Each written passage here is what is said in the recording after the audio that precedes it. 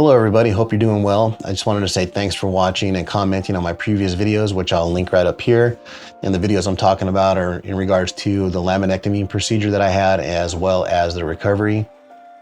What I decided to do with this video, not only is it just a quick update video, but it's also a video where I compiled some of the more common questions or comments on the previous videos, and I just wanted to address those real quick.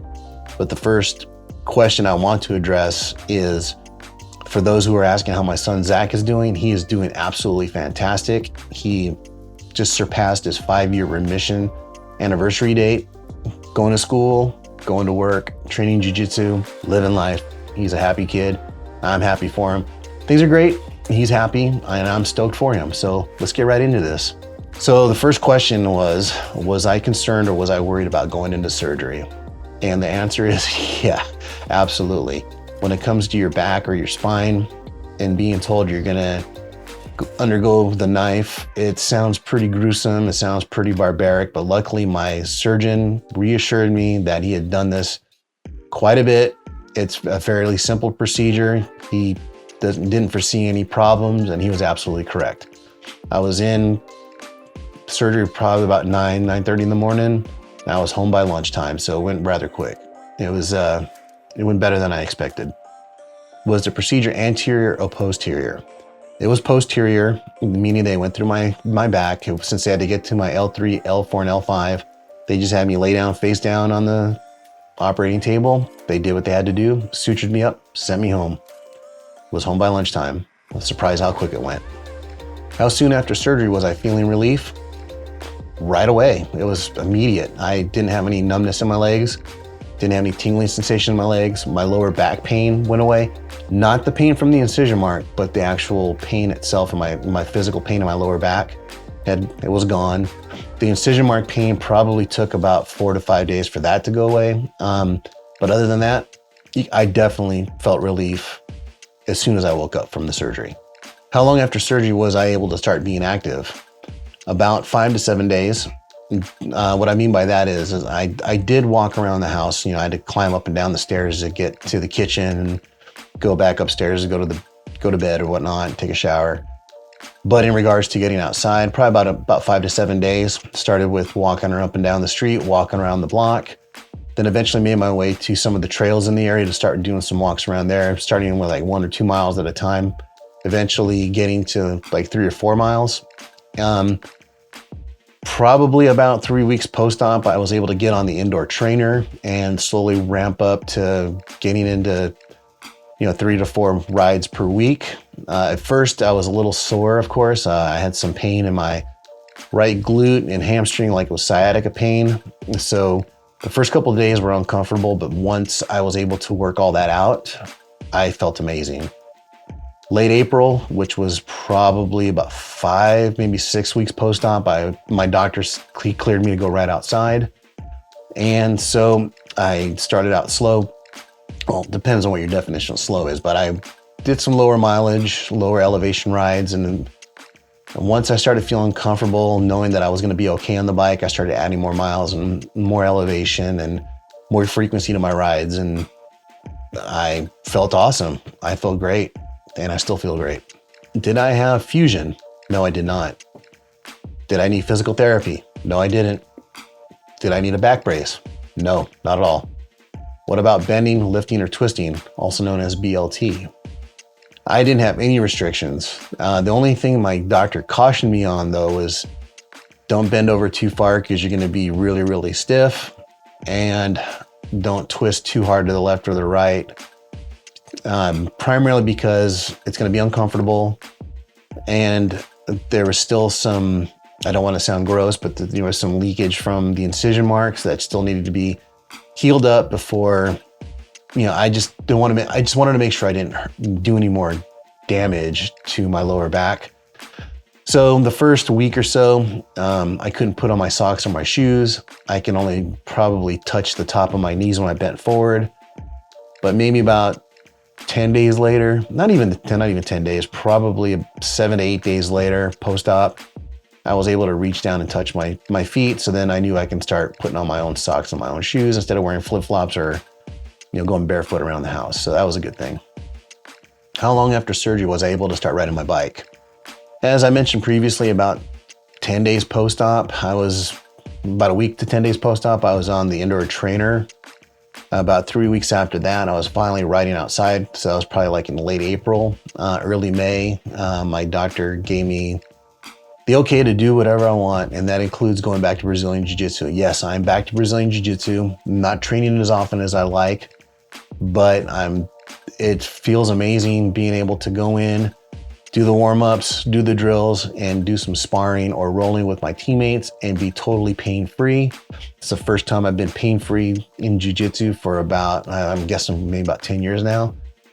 And I was really apprehensive at first, mostly about, the incision mark on being on my, because on Jiu-Jitsu you work off your back quite a bit, and I was worried about irritating the incision mark or doing something to hurt my back. But man, it's been pretty incredible. So I definitely feel a lot better when I roll, and my teammates have noticed that my my ability to move around is not impeded by the fact that I have a whole lot of pain and a lot of numbness in my legs any longer. So they noticed the difference as well.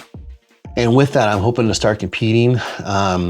The summer is pretty packed full of bike events. So I'm hoping in September to get back to more training, at least 3 days a week. There's a local tournament coming up in November that I hope to compete in. So we'll see how well training goes leading up to that, and whether I decide or whether my coach says it's okay to start competing again. Did I make it to Unbound Gravel? Yes, I did. That's the one event I did not want to miss. It was on June 1st.